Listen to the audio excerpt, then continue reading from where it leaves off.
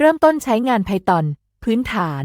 Python เป็นภาษาโปรแกรมที่ทรงพลังและอเนกประสงค์ซึ่งเหมาะสำหรับผู้เริ่มต้นและมีศักยภาพเพียงพอสำหรับนักพัฒนาขั้นสูงเป็นจุดเริ่มต้นที่ดีหากคุณยังใหม่กับการเขียนโปรแกรมเนื่องจากมีไวยากรณ์ที่ตรงไปตรงมาซึ่งอ่านได้เกือบเหมือนภาษาอังกฤษทำให้เข้าใจแนวคิดพื้นฐานของการเขียนโปรแกรมได้ง่ายขึ้นในการเริ่มต้นใช้งาน Python คุณต้องติดตั้งมันบนคอมพิวเตอร์ของคุณก่อนคุณสามารถดาวน์โหลด Python ได้จากเว็บไซต์อย่างเป็นทางการและปฏิบัติตามคำแนะนำในการติดตั้งเมื่อติดตั้งแล้วคุณสามารถเขียนโค้ด Python โดยใช้โปรแกรมแก้ไขข้อความหรือ Integrate Development Environment IDE เช่น PyCharm หรือ Versus Code ซึ่งมีเครื่องมือและคุณสมบัติเพิ่มเติมเพื่อรองรับเส้นทางการเขียนโค้ดของคุณ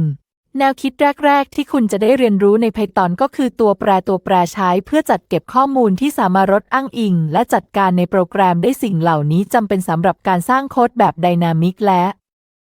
ยืดหยุ่นPython ยังทำให้การทำงานกับข้อมูลประเภทต่างๆเป็นเรื่องง่ายเช่นจำนวนเต็มจำนวนทศนิยม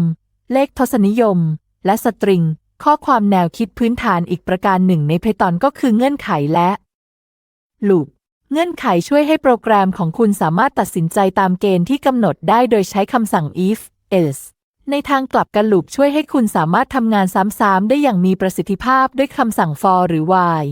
สุดท้ายนี้ฟังก์ชันใน Python คือบล็อกของโค้ดที่จะทำงานเมื่อมีการเรียกใช้เท่านั้นช่วยในการทำให้โค้ดของคุณสามารถนำมาใช้ซ้ำและจัดระเบียบ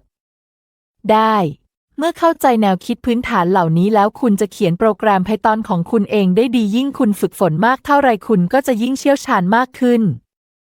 เท่านั้น